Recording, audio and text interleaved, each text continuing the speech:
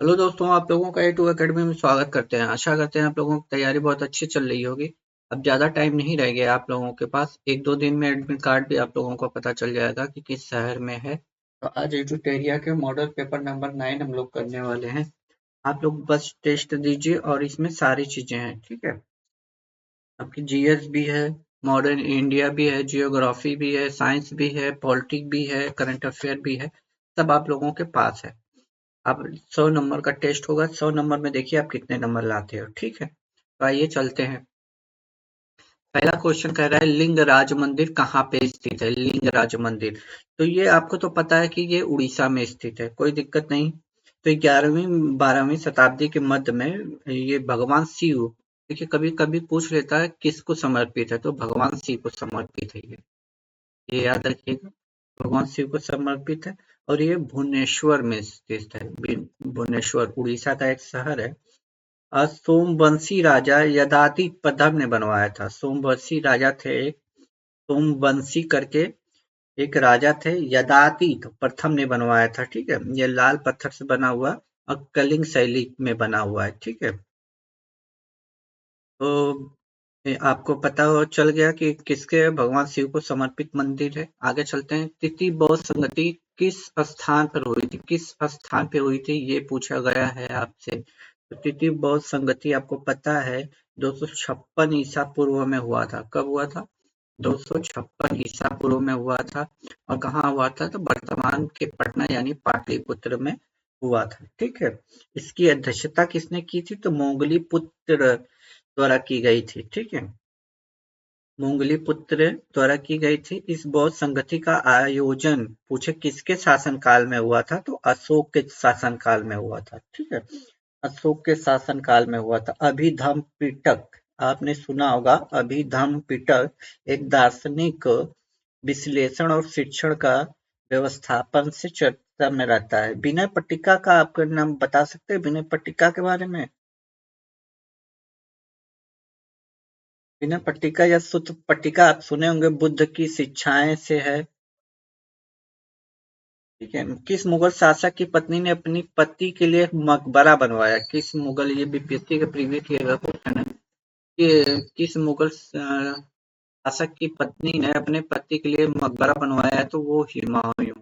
हुमायूं की बेगम जो थी, हाजी बेगम नाम सुना होगा। हाजी बेगम ने दीन पनाह से में एक मकबरे का निर्माण कराया था। ये पहला दोहरा गुंबद था, ठीक है। दोहरा गुंबद वाला मकबरा था। तो हुमायूं की जो पत्नी थी हाजी बेगम, उन्होंने ही बनवाया था। तैमूर लंग की बात करते हैं। तैमूर लंग ने किस शासक के समय भारत पर आक्रमण किया था? तैमूर लंग ने भारत किस, तो नसरुद्दीन तुगलक।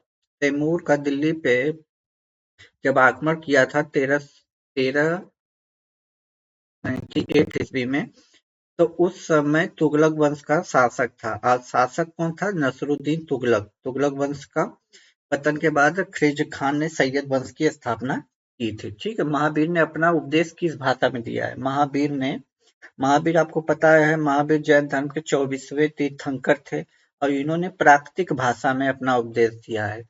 पूछे किस भाषा में? तो प्राकृतिक भाषा में अपना उपदेश दिया है, ठीक है। आगे चलते हैं। क्या कह रहा है? निम्नलिखित में से कौन एक हड़प्पा कालीन बंदरगाह है? तो ये तो क्वेश्चन बच्चे बच्चे को याद होगा। गुजरात का लोथल। गुजरात का लोथल एक बंदरगाह है जो भोगवा नदी के किनारे स्थित है, ठीक है। 1954 में एस आर राव ने इसकी खोज की थी, ठीक है। खोज भी पूछ लेता है।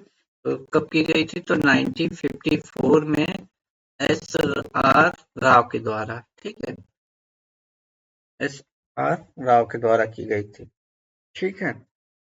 भोगवा नदी के किनारे है। मिनी हड़प्पा भी इसे कहा जाता है। आगे चलते हैं। 7वां क्वेश्चन कह रहा है निम्नलिखित में से किस ग्रंथ के अनुसार अशोक ने सबसे छोटे भाई को छोड़कर अपने 99 भाइयों की हत्या करने के बाद राज्य गद्दी हड़प ली थी? किस ग्रंथ, वो ग्रंथ बताने, किस ग्रंथ में ये बात कही गई है? तो दीपवंश। आपने नाम सुना होगा दीपवंश। बिंदुसार के पुत्र अशोक वर्धन मौर्य थे, जिन्हें हम अशोक भी कहते हैं। 273 से लेके 232 ईसा पूर्व तक इनका शासनकाल रहा था। यह एक युवा राजकुमार के रूप में अशोक ने शानदार सेनापति भी थे, जिसने उज्जैन और तक्षशिला में जब विद्रोह हुआ था उज्जैन और तक्षशिला में जब विद्रोह हुआ था तो अशोक को ही भेजा गया था और उन्होंने इस विद्रोह को दबा दिया था। तभी से ये लोग कहते थे कि अशोक एक कुशल शासक बन सकता है। ठीक है। बौद्ध ग्रंथ एक दीप वंश के अनुसार अशोक ने अपने छोटे भाई को छोड़कर मतलब अपने से छोटे भाई को छोड़कर 99 भाइयों की हत्या करने के बाद राजगद्दी प्राप्त की थी। उसने 261 ईसा पूर्व में कलिंग पर युद्ध लड़ा था। काफी ज्यादा कलिंग के युद्ध से पूछा जाता है, जो कि उसके जीवन को एकदम मोड़ के रख दिया था।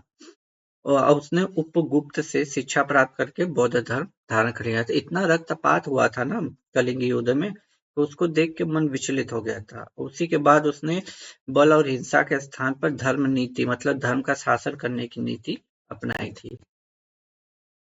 मेगास्थनीज निम्न में से किस राजा के दरबार में राज के दरबार में दूध बनकर आया था? मेगास्थनीज की बात कर रही है तो ये चंद्रगुप्त मौर्य, आपको पता होगा चंद्रगुप्त मौर्य।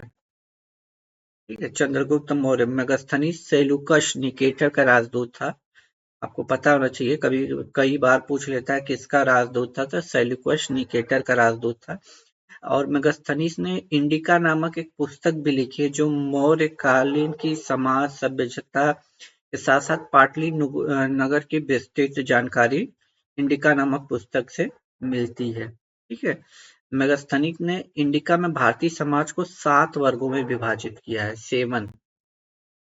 निम्नलिखित में से किस प्राचीन भारतीय पुस्तक का अनुवाद अब्दुल फजल ने अय्यार ए दानिश के नाम से किया है? प्राचीन पुस्तक का अनुवाद भारतीय पुस्तक का अब्दुल फजल ने अय्यार ए दानिश के नाम से किया है।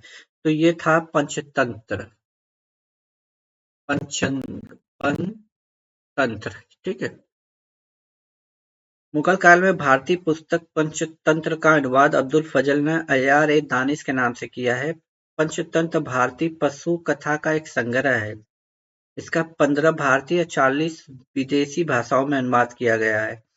इसे सर्वप्रथम संस्कृत और पाली भाषा में संकलित किया गया था। पंचतंत्र। ठीक है।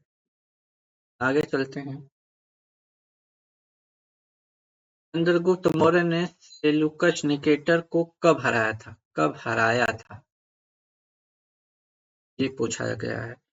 तो 305 इस 305 ईसा पूर्व। ठीक है। चंद्रगुप्त मौर्य ने सेल्यूकस निकेटर को 305 ईसा पूर्व में हराया था। मौर्य वंश का संस्थापक चंद्रगुप्त मौर्य, आप जानते हैं, वह जैन धर्म का अनुयायी था और 298 ईसा पूर्व में श्रवणबेलगोला कर्नाटक में इसने मृत्यु हो गई थी। किस प्रकार की भूमि को अपहत अपहत कहा जाता है? किस प्रकार की भूमि को? बिना जोती हुई जंगली भूमि को। ठीक है, बिना जोती हुई जंगली भूमि को हम कहते हैं। गुप्त काल की ये बात है। ठीक है। गुप्त काल के आर्थिक उपयोगिता के आधार पर भूमि को 5 भागों में विभाजित किया गया था।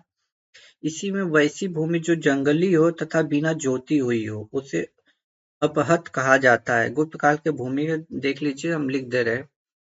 ठीक है। क्षेत्र की मैं बात करूं, देखिए एक क्षेत्र को हम कहते थे कृषि योग्य भूमि। कृषि योग्य भूमि। ठीक।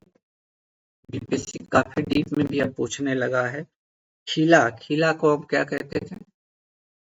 खिला को हम बंजर भूमि कहते थे। खिला को हम बंजर भूमि कहते थे। ठीक है, बंजर भूमि। बंजर भूमि। ठीक है। फिर उसके बाद बस्ती।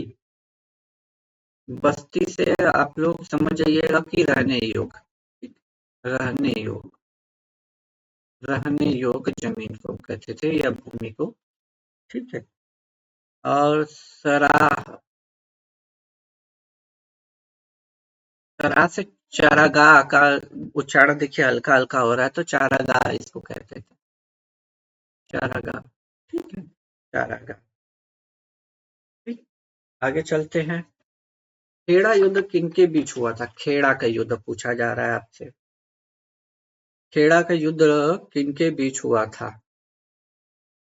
खेड़ा का युद्ध किनके बीच हुआ था? आप टेस्ट में बताइएगा आपके कितने नंबर आ रहे हैं। ठीक है दोस्त, थोड़ा हो सकता है आवाज मेरी फंस रही हो। ठीक है, तो साहू और ताराबाई, ऑप्शन सी चला जाएगा। खेड़ा का युद्ध जो हुआ था साहू और ताराबाई के बीच हुआ था। संभाजी के पुत्र साहू और राजा राम की पत्नी ताराबाई के बीच खेड़ा का युद्ध 1707 में हुआ था, जिस साल औरंगजेब की मृत्यु हुई थी। ठीक है, हुआ था। युद्ध के बाद साहू को वास्तविक सत्ता प्राप्त हुई थी। साहू ने सतारा में 1707 से 1749 तक शासन किया था। ठीक है, खेड़ा का युद्ध। ठीक, खेड़ा का युद्ध एक खेड़ा आंदोलन है, महात्मा गांधी से जुड़ा हुआ, आपको पता होगा। सिक्किम का भारत में विलय किसने किया था? सिक्किम का भारत में विलय किसने किया था? तो लॉर्ड डलहौजी ने किया था। लॉर्ड डलहौजी ने किया था। ठीक है, सिक्किम जो नेपाल और भूटान के मध्य स्थित एक छोटा सा राज्य था, उसके राजा पर यह दोष लगाया कि उसने दो अंग्रेजों डॉक्टरों के साथ दुर्व्यवहार किया। डलहौजी के शासनकाल में उस राज्य के कुछ पूर्ववर्ती प्रदेश जिसे दार्जिलिंग भी सम्मिलित था, भारत में मिला लिया था। डलहौजी को तो बस एक बहाना चाहिए था, कुछ न कुछ करके वो अपने अंदर मिला ही लेता था। मुगल बादशाह बहादुर शाह द्वितीय का सेनापति कौन था जिसने 1857 का विद्रोह का नेतृत्व किया था? ये पूछा है क्वेश्चन। तो ये थे वक्त खान। ठीक है, वक्त खान, क्योंकि ये बहुत बुजुर्ग नेता हो गए थे, तो इन्होंने अपने सेनापति को इस 1857 के विद्रोह का नेतृत्व दिया था।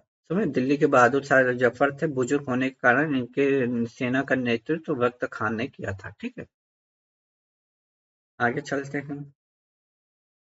यंग बंगाल आंदोलन का संस्थापक कौन था?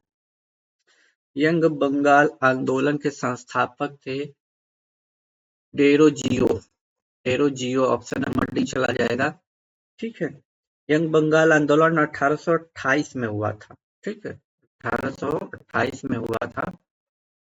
1800 संस्थापक एंग्लो इंडियन शिक्षक हेनरी विवियन डोरोजियो थे। ठीक है, इन्होंने छात्रों में राष्ट्रवाद को बढ़ावा देने के लिए प्रयास किया था। तो पूछे यंग बंगाल आंदोलन कब हुआ था? तो 1828 में। एंग्लो इंडियन शिक्षक एक थे हेनरी विवियन डेरोजियो। ठीक है, नाम से थोड़ा सा अंग्रेजी है तो थोड़ा सा याद करने में। आगे क्या है? रणजीत सिंह अंग्रेज अधिकारी, किस अंग्रेज अधिकारी के मध्य 1809 में अमृतसर की संधि हुई थी? तो 1809 में किसके साथ हुई थी उस समय? किसका शासनकाल था, मतलब उस समय कौन था? तो चार्ल्स मेटकॉफ थे। ऑप्शन डी चला जाएगा, चार्ल्स मेटकॉफ। आपको कई बार पूछा गया कि रणजीत सिंह और अंग्रेजों के बीच संधि किस वर्ष हुई थी? तो 1809 ईस्वी में।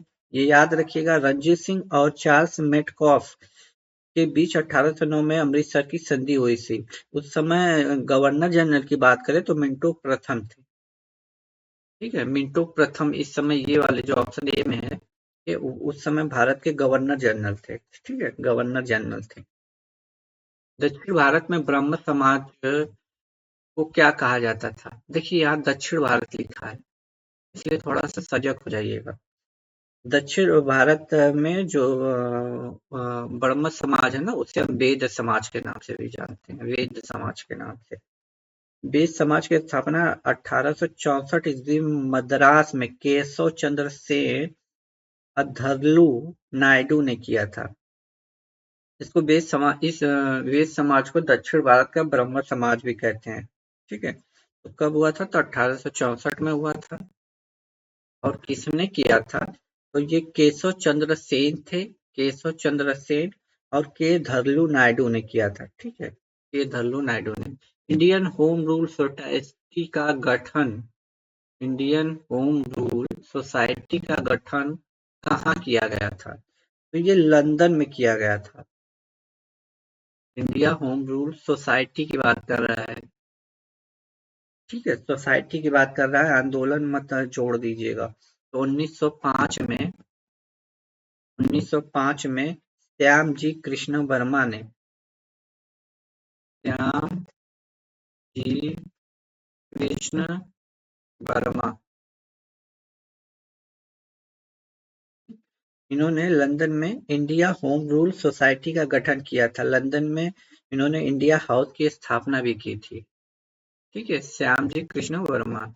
ठीक है, होम रूल आंदोलन की बात नहीं हो रही है, सोसाइटी की बात हो रही है। ठीक है, होम रूल आंदोलन एनी बेसेंट तिलक जी के नाम से आपने काफी पढ़ा होगा। प्रथम कारखाना अधिनियम किसके शासनकाल में पारित हुआ था? प्रथम कारखाना अधिनियम तो लॉर्ड रिपन 1881 में 1881 में लॉर्ड रिपन के शासनकाल में प्रथम कारखाना अधिनियम इसके तहत बाल श्रम को प्रतिबंधित किया था। ठीक है, बाल श्रम को प्रतिबंधित किया था। दूसरा कारखाना अधिनियम पूछे तो 10 साल बाद 1891 में, और तृतीय पूछे तो 20 साल बाद 1911 में आया था। ठीक है, तो प्रथम पूछता है ज्यादातर, तो लॉर्ड रिपन के शासनकाल में आया था। दादा भाई नौरोजी किस वर्ष ब्रिटिश हाउस ऑफ कॉमन्स हेतु चुने गए थे? तो ये किस वर्ष चुने गए? 1892 में। ठीक है, 1892 में चुने गए थे। ठीक है, 1892 में दादा भाई नौरोजी लिबरल पार्टी के टिकट पर ब्रिटिश हाउस ऑफ कॉमन्स चुने गए थे। लिबरल पार्टी आप याद रखिएगा, उनकी एक बहुत फेमस बुक है property and British rule in India. आर्थिक जो दुर्व्यवस्था थी भारत में, उनका उन्होंने काकोरी षड्यंत्र कांड, आपको पता है लखनऊ के पास स्टेशन है काकोरी स्टेशन, कब घटित हुआ था? ठीक है, तो 9 अगस्त 1925 को काकोरी नामक स्थान पर हुआ था। 9 अगस्त 1925। ठीक है, राजेंद्र लाहिड़ी राम प्रसाद बिस्मिल को गिरफ्तार करके फांसी दिया गया था, जबकि चंद्रशेखर आजाद फरार हो गए थे। इसमें लगभग 30 क्रांतिकारियों को गिरफ्तार किया गया था। ठीक है, वहाई सोशलिज्म किसकी रचना है? ये किसकी रचना है बताना है। तो ये जयप्रकाश नारायण है। ठीक है, इनकी पुस्तक है जयप्रकाश नारायण की वहाई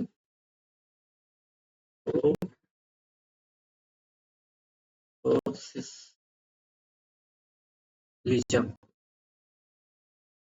सोशलिज्म, ठीक है, जयप्रकाश नारायण की है। भारत में अंग्रेजों के समय प्रथम जनगणना किसके शासनकाल में हुई थी? Lord Mayo.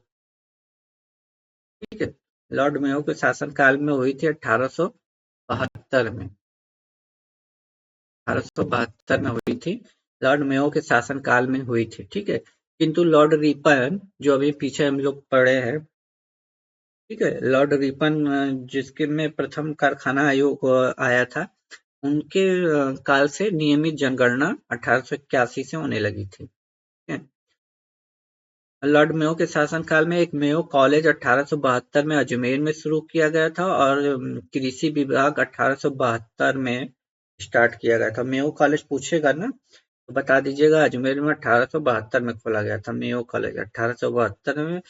कृषि विभाग की बात करें तो 1872 में ये भी खोला गया था। नियमित जनगणना की बात करें तो लॉर्ड रिपन लगाइएगा। यहाँ नियमित नहीं बोला है, बोला है प्रथम जनगणना भारत में कब हुई थी, तो 1872 में लॉर्ड मेयो चले जाएंगे। लॉर्ड रिपन 1881 से नियमित जनगणना स्टार्ट हो गई थी भारत में। ठीक है, किसके विरोध में भारत छोड़ो आंदोलन प्रारंभ किया गया था? किसके विरोध में भारत छोड़ो आंदोलन प्रारंभ किया गया था? आपको पता होगा क्रिप्स मिशन 1942 को संतुष्ट नहीं होने पर गांधी जी ने पोस्ट डेटेड चेक कहा था इसे। क्रिप्स मिशन को पोस्ट डेटेड चेक पूछेगा किसने कहा था, तो महात्मा गांधी ने कहा था। इससे संतुष्ट कांग्रेस न होकर भारत छोड़ो आंदोलन स्टार्ट कर दिया था। भगत सिंह द्वारा केंद्रीय विधानसभा में कब बम फेंका गया था? कब बम फेंका गया था? 8 अप्रैल 1929 को भगत सिंह और बटुकेश्वर दत्त द्वारा केंद्रीय विधानसभा में पब्लिक सेफ्टी बिल के विरोध में बम फेंका गया था। ठीक है, 8 अप्रैल 1929 को। 8 अप्रैल 1929 को। निम्नलिखित में से कौन सी घटना पहले हुई थी? घटना पहले हुई थी तो सबको पहले इन सब का आपको पता होगा, ये पता होना चाहिए। ठीक है। तो साइमन कमीशन कब आया था भारत में? तो आपको पता होगा, फरवरी फरवरी 1928 में आया था। ये बात आपको पता होगा। गांधी इरविन समझौते की मैं बात करूं तो 4 मार्च 1931 को हुआ था। 4 मार्च 1931 को हुआ था। ठीक। दांडी की बात किया जाए तो दांडी आपको पता है 12 मार्च से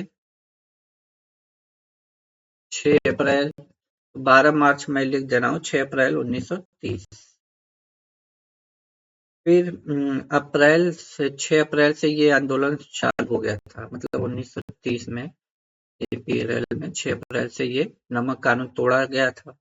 दांडी से 12 मार्च को चले थे और 6 मार्च को और 6 अप्रैल को कानून तोड़कर नमक आंदोलन, संविज्ञा आंदोलन स्टार्ट हो गया था। ठीक है। तो पहले का बात किया तो साइमन कमीशन का आगमन ही 1928 लग रहा है। ठीक। तो पहले की बात की है तो option number A. Simon commission के भारत आने का उद्देश्य क्या था? उद्देश्य इसके लिए आया रहा था ये। तो ये प्रशासनिक सुधार के लिए आए थे। लेकिन इनका विरोध क्यों हुआ था? क्योंकि इसमें एक भी भारतीय नहीं थे, सब अंग्रेज थे। अब भाई भारतीयों के लिए कानून बन रहा है तो भारतीयों का होना जरूरी है। जो भारत के बारे में जानेगा वही तो जाएगा। इसकी सर जॉन साइमन की अध्यक्षता में 1927 में साइमन कमीशन का गठन हुआ था। वर्ष 1928 में साइमन कमीशन प्रशासनिक सुधारों के उद्देश्य से भारत आया था। केवल अंग्रेज होने के कारण इसका पूरे भारतवर्ष में विरोध हुआ था। रोलेट एक्ट का प्रमुख उद्देश्य क्या था? ठीक है। रोलेट एक्ट का क्रांतिकारी गतिविधियों पर रोक। क्रांतिकारी गतिविधियों पर रोक। ठीक है। आपको पता होगा ना, 1919 में रोलेट एक्ट आया था जिसे काला कानून कहते हैं, हम लोग काला कानून कहते हैं। बंगाल विभाजन को रद्द किस समिति की अनुशंसा पर की गई थी? तो ये थे अरुडेल समिति। अरुडेल समिति। ठीक है। अरुडेल समिति की अनुशंसा पर लॉर्ड हार्डिंग डीटी ने बंगाल विभाजन रद्द करके 12 दिसंबर, लॉर्ड हार्डिंग डीटी, पहले तो ये याद रखिएगा कि उस समय जब हुआ था तो हार्डिंग डीटी थे, हार्डिंग डीटी थे और इन्होंने बंगाल विभाजन 12 दिसंबर 1911 को घोषणा की कि रद्द होगा। कलकत्ता की जगह दिल्ली को राजधानी बनाने पर सहमति भी हो गई थी। ठीक है। मुस्लिम लीग की स्थापना कब हुई थी? मुस्लिम लीग की स्थापना कब हुई थी? मुस्लिम लीग की स्थापना बंगाल विभाजन के अगले साल 1906 में ढाका के नवाब समीमुल्लाह खान एवं आगा खां के प्रयासों से 1906 में ढाका के मुस्लिम लीग का गठन हुआ था, ढाका में। ठीक है। मुस्लिम लीग का प्रथम अधिवेशन 1907 में 1907 में कराची में हुआ था। ठीक है। बोले कि मुस्लिम लीग का प्रथम अधिवेशन कब हुआ था? तो कराची में हुआ था और इसकी अध्यक्षता आगा खान ने की थी, आगा खान ने। ठीक है। अखिल भारतीय विरोधी लीग की स्थापना किसने की थी? ठीक है। तो ये महात्मा गांधी ही करेंगे 1932 में। महात्मा गांधी ने की थी 1932 में। हरिजन सेवक संघ कर दिया गया था। अखिल भारतीय का इसका नाम बदल के हरिजन, इसका नाम हरिजन सेवक संघ कर दिया गया था। सेवक संघ कर गया था। ठीक है। तो महात्मा गांधी ने विरोधी लीग की स्थापना की थी। ठीक है। भारत में पहली बार आयकर कब लगाया गया था? भारत में पहली बार आयकर कर कब लगाया गया था? कब लगाया गया था? तो ये लगाया गया था 1860 ईस्वी में विल्सन के द्वारा। 1860 ईस्वी में विल्सन के द्वारा लगाया गया था आयकर। जिया तरंग आंदोलन का संबंध किस राज्य से है? जिया तरंग, तो ये मणिपुर में नागा जनजातियों की महिलाओं द्वारा जिया तरंग आंदोलन का नेतृत्व किया गया था। नागा जनजाति जो मणिपुर में है उनके द्वारा यह आंदोलन संविज्ञा आंदोलन के दौरान घटित हुई थी। इस आंदोलन से रानी गाइडिन्ल्यू जुड़ी थीं, जो 1937 में जवाहरलाल नेहरू द्वारा रानी की उपाधि प्रदान की गई थी तथा जवाहरलाल नेहरू द्वारा इन्हें पहाड़ों की बेटी कहकर गाया गया था। मणिपुर, देखिए ये जो रानी है ना पहाड़ों की बेटी, कभी कभी पूछ लेगा किससे जवाहरलाल नेहरू ने पहाड़ों की बेटी की थी, तो रानी गाइदुल्ली को, ठीक है, याद रखिएगा, रानी गाइदुल्ली। आगे चलते हैं। 34, भारत छोड़ो आंदोलन के दौरान जवाहरलाल नेहरू को किस जेल में कैद किया गया था? आगा खान पैलेस में तो महात्मा गांधी को रखा गया था। इनके साथ सरोजिनी नायडू और इनकी वाइफ थी कस्तूरबा गांधी और उनके बेटे थे। बाकी जयपुर जेल पटना में तो राजेंद्र प्रसाद को रखा गया था। अल्मोड़ा के जेल में जवाहरलाल नेहरू को रखा गया था। भारत छोड़ो आंदोलन के दौरान अल्मोड़ा जेल महात्मा गांधी जी को आगा खान पैलेस में और राजेंद्र प्रसाद को बांकीपुर जेल में रखा गया था। इस अभिलेख में अशोक को बुद्ध शाक कहा गया है। बुद्ध शाक कहा गया है किस अभिलेख में? तो मस्की अभिलेख है, उसमें कहा गया है। मस्की अभिलेख अशोक को सबसे महान शासकों में एक माना जाता है, ठीक है। 40 शाही आदेशों के रूप में, ठीक। मस्की शिलालेख में अशोक को बुद्ध शाक और सारनाथ शिलालेख में धर्मशोक कहा जाता है। जो सारनाथ जो वाराणसी में है, शिलालेख में धर्मशोक कहा गया है, ठीक है। अशोक ने, जानते हैं, अशोक ब्राह्मणी लिपि, खरोष्ठी लिपि, गीक और अरमाइक लिपि का ही प्रयोग किया था। आगे चलते हैं। हर्षवर्धन के शासन काल में किस चीनी यात्री ने भारत की यात्रा की थी? तो देखिए इसमें ह लगाए ना, तो आप इसमें ह ढूंढ लीजिए। इन सॉन्ग में की थी, ठीक है। फायान चंद्रगुप्त द्वितीय में, ये दोनों काफी पूछा जाता है, ठीक है। फायान का पूछेगा तो चंद्रगुप्त द्वितीय का लगा दीजिएगा। चीनी यात्री था, हर्षवर्धन के शासन काल में आया था, ठीक है। इसने सी यू की एक पुस्तक इसने लिखी थी, सी यू की, इसकी पुस्तक का नाम है सी यू की, ठीक है। हर्षवर्धन के शासन काल में नालंदा विश्वविद्यालय भी गया था, ठीक है। आगे चलते हैं। प्रसिद्ध नाटक मिर्चकट्टिनम किसने लिखी है? तो शूद्रक ने लिखी है। कई बार पूछा जा चुका है विभिन्न एग्जामों में। शूद्रक का वास्तविक नाम पूछे तो इंद्रगुप्त था, ठीक है, इंद्रगुप्त था, इंद्रगुप्त। मिर्चकट्टिनम मतलब छोटी मिट्टी की गाड़ी, इसका मतलब होता है, मिर्चकट्टिनम का मतलब होता है छोटी मिट्टी की गाड़ी, ठीक है। आगे चलते हैं।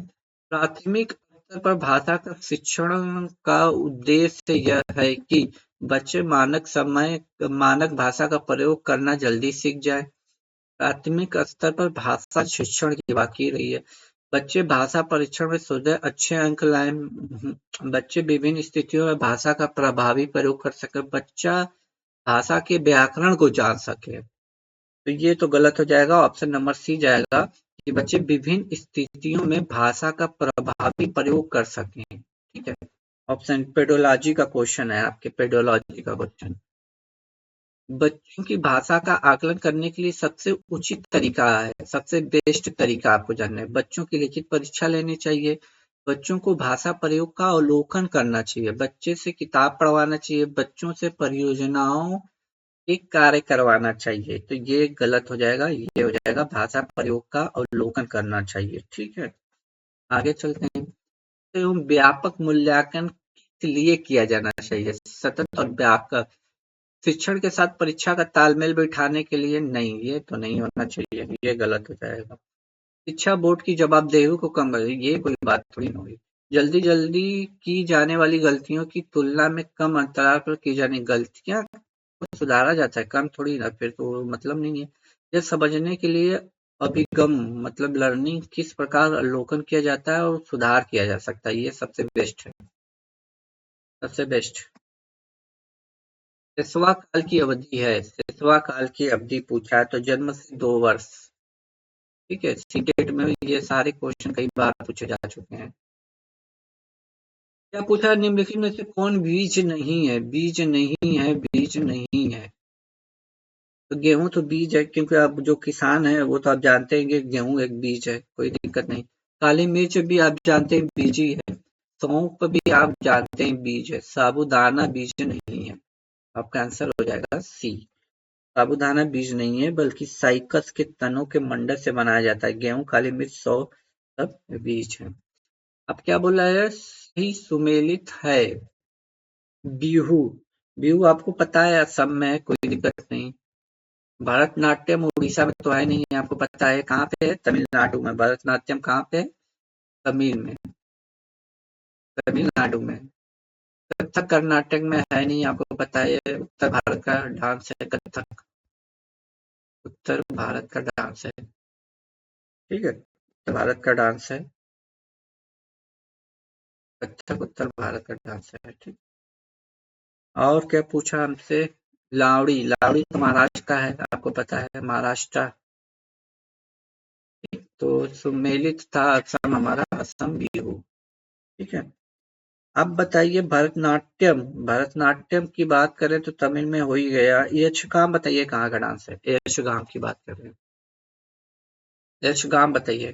प्राथमिक स्तर पर पर्यावरण अध्ययन में समुदाय सीखने सिखाने का एक महत्वपूर्ण संसाधन है, क्योंकि प्राथमिक स्तर पर पर्यावरण अध्ययन में समुदाय सीखने और सिखाने का एक, तो देख रहे हैं ये बहुत सस्ता संसाधन है नहीं, ये तो गलत है। प्राथमिक स्तर पर पर्यावरण अध्ययन में यह आसानी से उपलब्ध होने वाला संसाधन, ये कोई बात नहीं है। इसमें समझदार और बुजुर्ग व्यक्ति व्यक्ति होते हैं, नहीं ये कोई बात नहीं। यह वास्तविक स्थितियों में सीखने का अवसर, अवसर याद दे देना, वो आंसर सही हो जाता है। ठीक है। क्या है? टेरा रोसा मिट्टी किसके लिए उपयुक्त है? टेरा रोसा मिट्टी। टेरा रोसा मिट्टी, ये आप जानते हैं, ये मिट्टी सबसे पहले तो ब्राजीलिया में पाई जाती है, ब्राजील में। और ये कॉफी के लिए उपयुक्त है। ठीक है, कॉफी के लिए उपयुक्त है। ठीक है। अब ब्राजील जो है ना, कॉफी उत्पादन में सबसे बड़ा रहा, दुनिया का सबसे बड़ा देश भी है कॉफी उत्पादन में। दीनदयाल बंदरगाह पोर्ट कहाँ है? तो ये तो बच्चे बच्चे को पता होगा कि गुजरात में है। कांडला विद्रोह, कांडला बंदरगाह का नाम बदल के दीनदयाल बंदरगाह कर दिया गया है। ठीक है। कांडला बंदरगाह भी पूछ ले तो इसी का नाम है, दीनदयाल बंदरगाह नाम बदल के कर दिया गया है। आगे चलते हैं। सूची 1 को सूची 2 से मिलान करना है। भारतीय प्राणी विज्ञान सर्वेक्षण केंद्र कहाँ पे है? तो ये तो आपका भारतीय प्राणी विज्ञान सर्वेक्षण केंद्र कोलकाता में है। भारतीय वन अनुसंधान केंद्र, ये तो आपका देहरादून चला जाएगा। 4। भारतीय वन सर्वेक्षण केंद्र, अच्छा प्रबंधन है ना, ये प्रबंधन है तो प्रबंधन आपका भोपाल में जाएगा, और ये आपका चला जाएगा देहरादून में। ठीक है, भारतीय वन सर्वेक्षण केंद्र देहरादून होगा। और चौथा जो बचा ये तो ऑटोमेटिक वन बंगलुरु में चला जाएगा। ठीक। वन, तो याद रखिएगा भारतीय प्राणी विज्ञान सर्वेक्षण केंद्र कहाँ पे है? कोलकाता में। ठीक। भारतीय वन प्रबंधन की बात करें तो भोपाल में। भारतीय सर्वेक्षण वन सर्वेक्षण की बात करें तब देहरादून में जाइएगा। पारिस्थितिक विज्ञान केंद्र की बात करें तो बेंगलुरु में चले जाइएगा। तो 3241 कहाँ पे है? अरे सॉरी, 2341 कहाँ पे है? ऑप्शन डी में। ठीक है, 23, ऑप्शन डी। आगे चलते हैं। राष्ट्रमंडल खेल 2022 के संदर्भ में निम्नलिखित में से कौन सा कथन सही है? सही बताना है। तो ये इसका आयोजन इंग्लैंड में हुआ था, ये तो बिल्कुल सही है, इसमें तो कोई बात नहीं है। भारत ने कुल 66 पदक जीते, नहीं ये गलत है, 66 नहीं जीते थे, भारत ने 61 पदक जीते थे। ठीक है। पदक तालिका में भारत चौथे स्थान पर रहा था, तो बिल्कुल सही है। 1 और 3 सही है। कहाँ पे है? ऑप्शन नंबर में, ठीक है। भारत आगे चलते हैं। हाल ही में अंतर्राष्ट्रीय शतरंज महासंघ का उपाध्यक्ष किसे चुना गया है? उपाध्यक्ष शतरंज महा तो विश्वनाथ आनंद, ऑप्शन ए चला जाएगा, ठीक है। विश्वनाथ आनंद को चुना गया है। हॉकी इंडिया के अध्यक्ष बता सकते हैं तो दिलीप टर्की है। फिक्की के अध्यक्ष हैं तो सूर्यकांत पांडा है, ठीक है।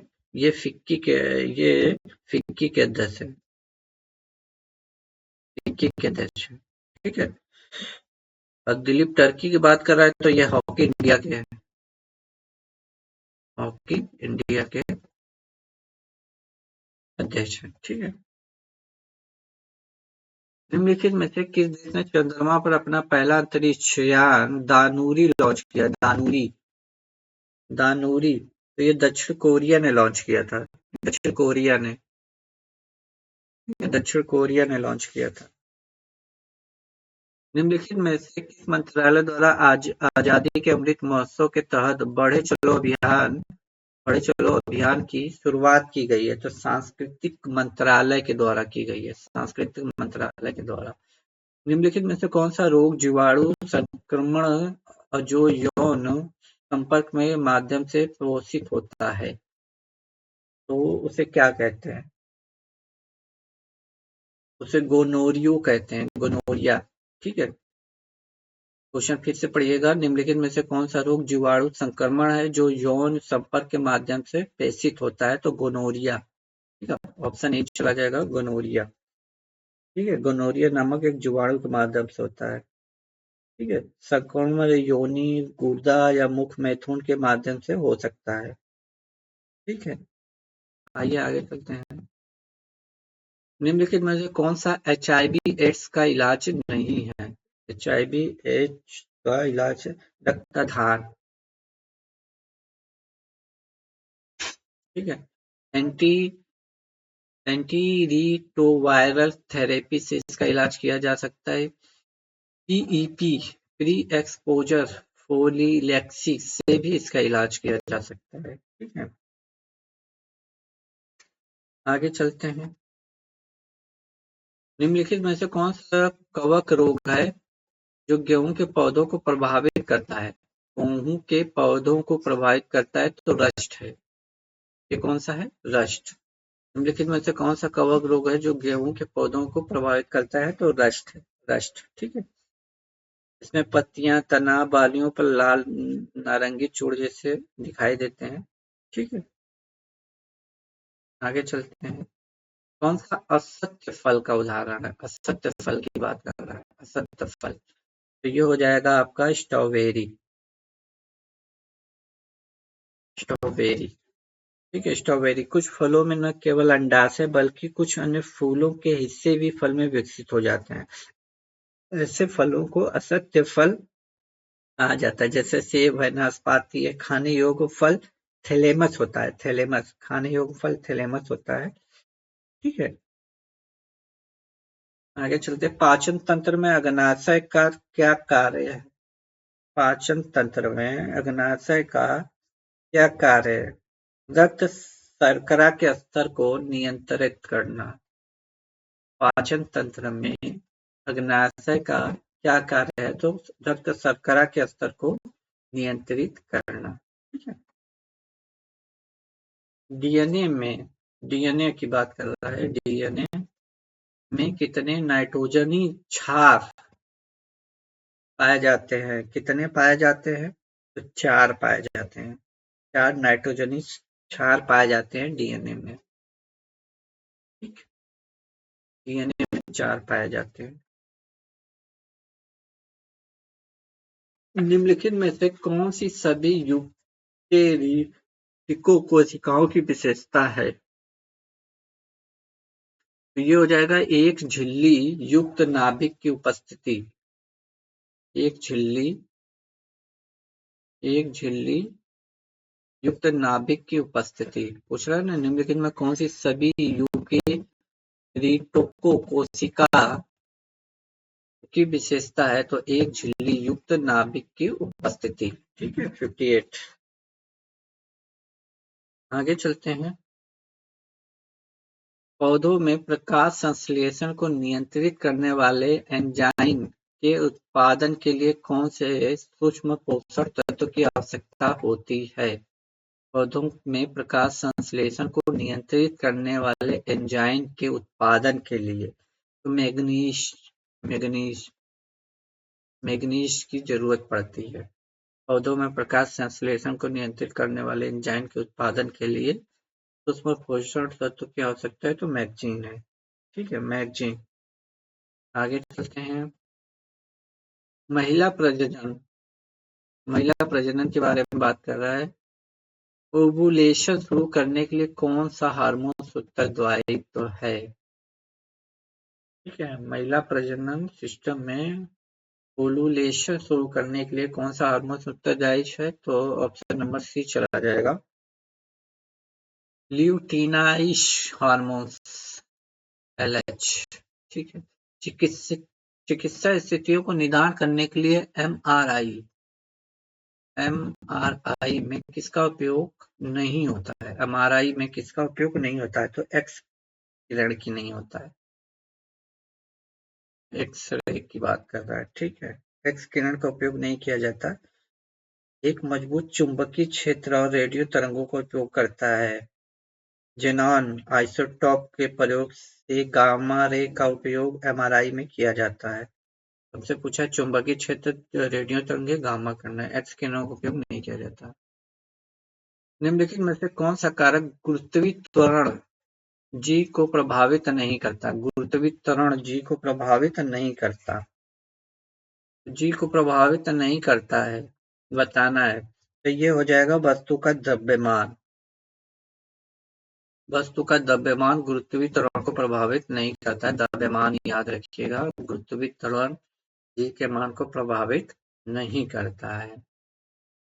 वायुमंडलीय दबाव किसी तरल के क्वथनांक को कैसे प्रभावित करता है? वायुमंडलीय दबाव किसी तरल के क्वथनांक को कैसे प्रभावित करता है? तो ये बढ़ते वायुमंडलीय दबाव के साथ क्वथनांक बढ़ता है, यही है। वायुमंडलीय दबाव किसी तरल के क्वथनांक को कैसे प्रभावित करता है? बढ़ते वायुमंडलीय दबाव के साथ क्वथनांक बढ़ता है। ऑप्शन नंबर ए चला जाएगा। आगे चलते हैं। उस घटना का क्या नाम है जिसके कारण आकाश नीला दिखाई देता है? आकाश नीला दिखाई देगा प्रकीर्णन के कारण। ठीक है, उस घटना का क्या नाम है? तो प्रकीर्णन है, जिसके कारण आकाश नीला दिखाई देता है।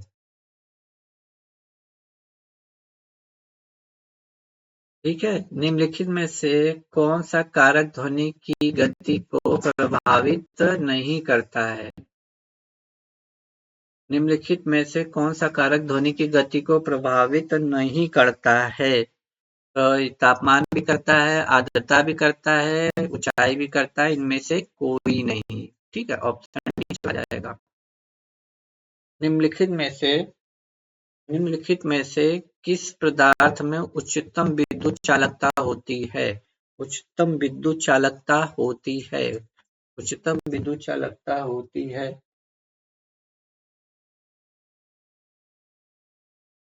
उच्चतम विद्युत चालकता होती है। निम्नलिखित में से किस पदार्थ में उच्चतम विद्युत चालकता होती है? तो चांदी में। ठीक है, चांदी में होती है। चांदी में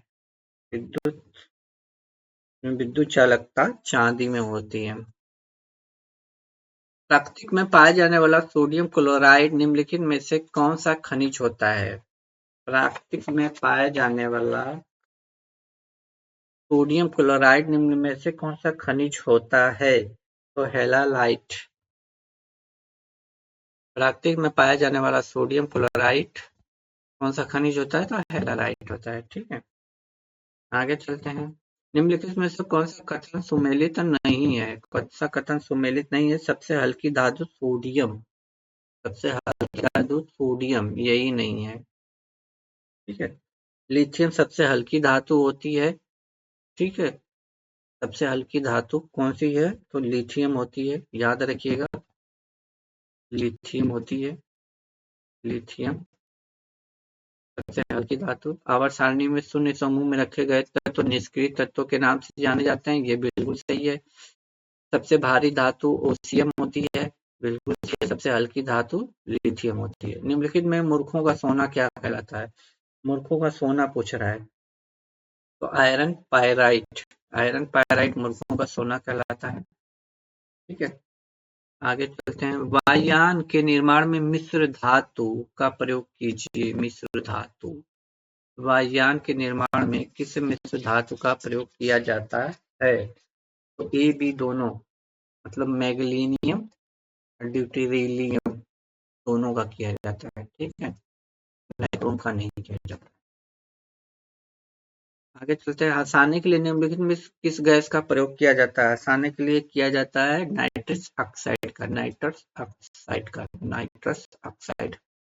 निम्नलिखित में कौन सी गैस जो फोटोकेमिकल स्मॉग के कारण आंखों में जलन पैदा करती है? फोटोकेमिकल स्मॉग के कारण तो एकोलीन है। एकोलीन। एकोलीन है। आगे चलते हैं। गैसों के आयतन दाब भिन्न भिन्न नियत तापों का आचरण को दर्शाने के लिए आरेखित चक्र रेखा कहलाती है। गैसों के आयतन दाब भिन्न भिन्न नियत तापों पर आचरण को दर्शाने के लिए आरेखित रेखा कहलाती है। तो आइसोथर्मल कहते हैं इसको। आइसोथर्मल कहते हैं। आइसोथर्मल। निम्नलिखित में से कौन मौलिक अधिकार भारतीय नागरिकों को प्राप्त है, गैर भारतीय नागरिकों को प्राप्त नहीं है? तो कौन कौन सा प्राप्त है भारत को? तो विचार एवं अभिव्यक्ति, शांतिपूर्ण सम्मेलन और अल्पसंख्यकों के अधिकार। ठीक, और जीवन स्वतंत्रता का रक्षण, ये नहीं। ठीक, तो कौन सा चला जाएगा? ऑप्शन नंबर सी चला जाएगा। ठीक है, आगे चलते हैं। कौन सा संविधान संशोधन अधिनियम संसद के सदस्यों और विधान सदस्यों की अयोग्यता से संबंधित है? तो 52 नंबर का संविधान संशोधन जो 1985 में हुआ था। निम्नलिखित में से कथन किनका है कि राज्य के नीति निर्देशक सिद्धांत एक ऐसा चेक है जो बैंक की सुविधा अनुसार अदा किया जा सकता है? तो ये केटी शाह ने कहा था। केटी शाह ने कहा था। केटी शाह ने। निम्नलिखित में से किस राज्यीय परिषद का अध्यक्ष होता है? अंतरराज्यीय परिषद का अध्यक्ष कौन होता है? तो प्रधानमंत्री होता है। अंतरराज्यीय परिषद का अध्यक्ष कौन होता है? प्रधानमंत्री होता है। भारत के संविधान का कौन सा अनुच्छेद भारतीय निर्वाचन आयोग की स्थापना करता है? भारतीय निर्वाचन आयोग 324 चुनाव आयोग की बात कर रहा है। ठीक है, 29 की बात करूं मैं। निम्नलिखित में से भारत के संविधान में 5वीं अनुसूची और 6ठी अनुसूची का संबंध है? 5वीं और 6ठी अनुसूची का संबंध है सभी अनुसूचित जातियों के हितों की संरक्षण के लिए। ठीक है, अनुसूचित जनजातियों के हितों के संरक्षण के लिए। ठीक? भारत में सरकार की संसदीय सिस्टम कहाँ से ग्रहण की? संसदीय तो ब्रिटिश संविधान से है। आगे चलते हैं। मौलिक अधिकारों के कार्यान्वयन के संबंधित मुकदमे न्यायालय के किस अधिकार क्षेत्र में आते हैं? मौलिक अधिकारों की बात कर रहा है, तो ये ऑप्शन नंबर बी चला जाएगा। सर्वोच्च न्यायालय का प्राथमिक क्षेत्राधिकार है। सर्वोच्च न्यायालय का प्राथमिक क्षेत्राधिकार। भारतीय संविधान के सदस्यों का चुनाव कैसे होता है?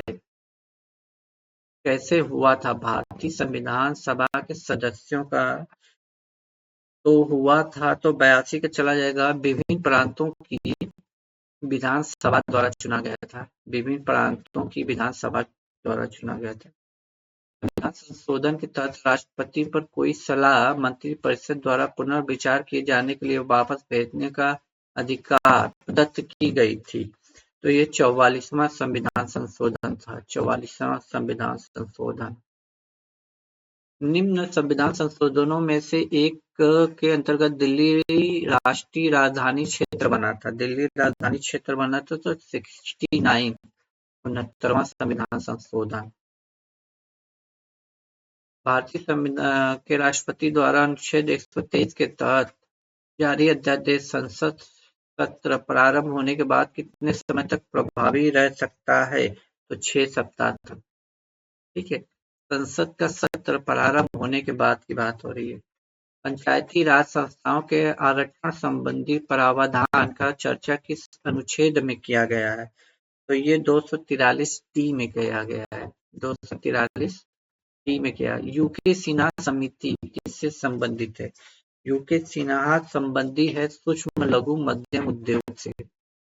यूके सिन्हा समिति निम्नलिखित में से किस पंचवर्षीय योजना के मानव विकास को सभी विकासात्मक प्रयासों के मूल रूप से मान्यता दी गई थी? पंचवर्षीय योजना की बात कर रही है, तो 8वीं पंचवर्षीय योजना। ठीक है। इस पंचवर्षीय योजना को मानव विकास को सभी विकासात्मक निम्नलिखित में से किस वित्तीय वर्ष में पहली बार बिहार आर्थिक सर्वेक्षण प्रकाशित किया गया था? बिहार आर्थिक सर्वेक्षण कब हुआ था? तो 2006-07 में हुआ था। 2006-07 में पहली बार प्रस्तुत किया गया था। किसे राष्ट्रीय आय की गणना में शामिल नहीं किया जाता? किसे राष्ट्रीय आय की गणना में शामिल नहीं किया जाता? तो मध्यवर्ती वस्तुएं को। बाकी विदेशी पर्यटकों द्वारा भारत में किए जाने वाला व्यय स्वयं उपयोग किए जाने वाला उत्पादन।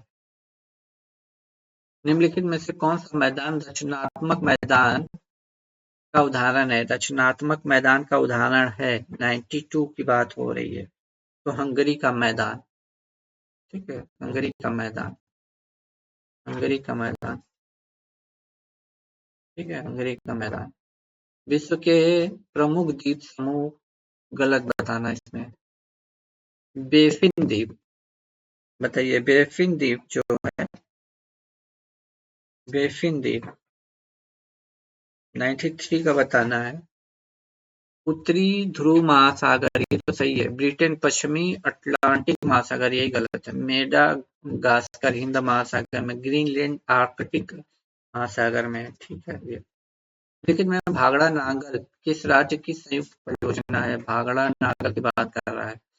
भागड़ा नागल की बात कर रहा है। ठीक है। किस राज्य की संयुक्त परियोजनाएं हैं? तो ये आपका Haryana, Rajasthan, Punjab. Haryana, Rajasthan, Punjab, option number C चला जाएगा। हरियाणा है, राजस्थान है और पंजाब है। ठीक है। आगे चलते हैं। भारत में पाई जाने वाली गद्दी जनजाति किस राज्य से संबंधित है? तो हिमाचल प्रदेश से है। हिमाचल प्रदेश। भारत में बंदरगाहों का सही क्रम बताना है, तो कांडला हो जाएगा, हल्दिया हो जाएगा, पारादीप हो जाएगा। कांडला, हल्दिया, पारादीप।